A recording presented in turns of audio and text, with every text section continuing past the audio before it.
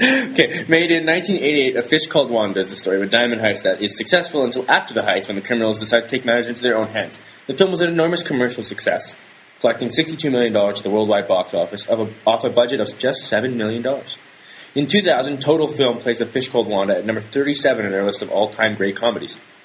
Kevin Klein's outrageous portrayal of Otto resulted in an Academy Award for Best Supporting Actor, one of 2 awards that the film would win, the other being for a screenplay. Supposedly, the film was so funny that it caused at least one official death from laughter. Guys, what do we think of A Fish Called Wanda? You forgot to mention the most important part. That it was penned by John Cleese. John Cleese didn't like it? He penned it. He wrote it. Oh, he wrote it. Okay, yeah. I thought you said he penned it. No, he penned it. He penned it. Yeah, I mean, and that probably makes sense because when I was looking at the director, it's like Chris Genie or something like that. I don't know. When I was looking at his other filmography, I'm like, he never did anything. Like, he really never did anything. So John Cleese must have really just kind of made this thing roll. I don't know, Kasen, since you didn't get a chance to talk too much on A Shot in the Dark, what did you think of A Fish Called Wanda? I thought it was pretty funny, actually, because I'm not as much of a slapstick humor person. Weirdly enough, I have a very weird taste in film, but I quite liked this movie. Like, I have to say my favorite scene was the "Do you speak Italian?" That was too good. I really liked Jamie Lee Curtis. I thought she was pretty funny. I love Jamie Lee Curtis. Like, I really do. She's a hit and miss sometimes because I have seen things where I don't like her, but this movie I nailed it. I love pretty much everything she's in. Well, I love her in pretty much everything. I don't know about everything else, but yeah. I'm a straight man, but I would almost make out with John Cleese because he's made me laugh so much. I kind of feel like he's earned it at this point, if that makes sense. He might feel differently.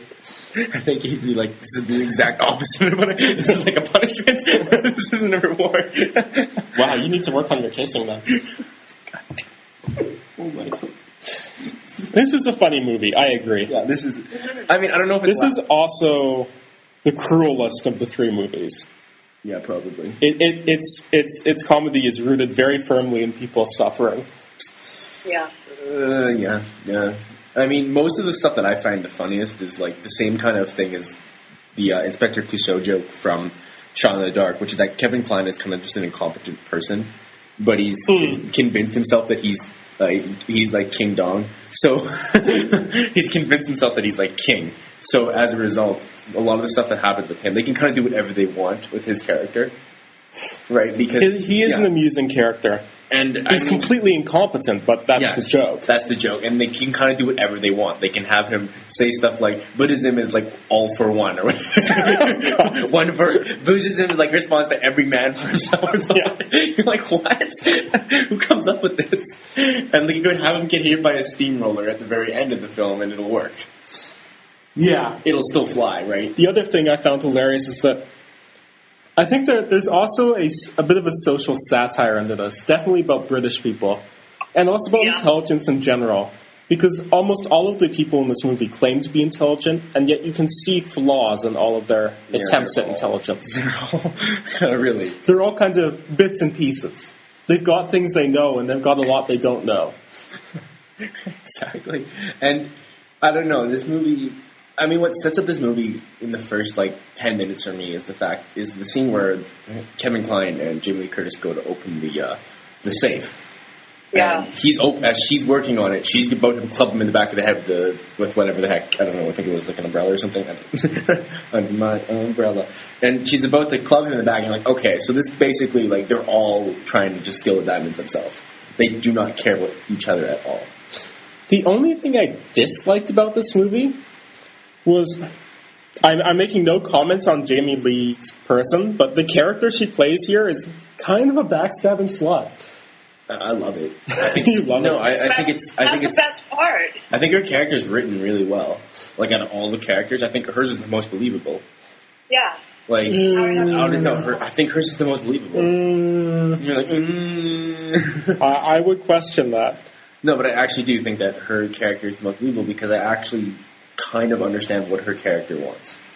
Do you? Do you really? Well, $20 million. Yeah, obviously, but then I also feel like she does really fall in love with John Cleese, and that I think is believable, and that's one of the more believable aspects of the film. I was when you have convinced on that romance this time around. I don't know. In a lot of ways, I bought it the first time, but this time around I was not convinced, and I don't know why. I don't know. I felt it was convincing to me. I don't know why, I just did. And I feel like her character almost plays as a foil to Kevin Klein's character, and that his character is kind of so outrageous and such a caricature, cartoon type of character, whereas hers kind of seems more grounded in reality. Like, if there was, like, somebody that their whole purpose was just to screw everybody and get the $20 million for themselves, her character would be that person. Yeah. The interesting thing is, she's also the catalyst for most of the characters in this film. Oh, without a doubt. She is, without a doubt. And there's a reason the film is called A Fish Called Wanda. Yeah. Right? It's not called A Fish Called Bob. It's not called A Fish Called Otto. It's called A Fish Called Wanda. Yeah. For that reason. And it fits, but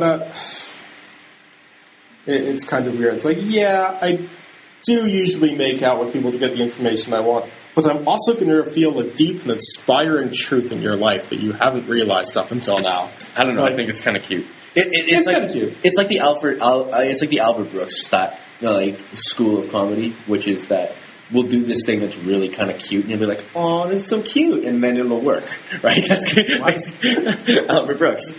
Oh, it's so cute, and then it works. My favorite moment was probably the moment when John Cleese completely snaps in this movie. Yeah, because it's beautifully underplayed. It is. Yeah, he's lying there. It's like, right. That's it then. Like, okay, enough of that. I don't know. My favorite part of this movie is like the end credits where we get to learn what happened to all of them, and it says that Otto became the Minister for Justice in South Africa or something. Damn it! I missed that part. You missed that? Oh god, I think I have that here. Let me open it up for you.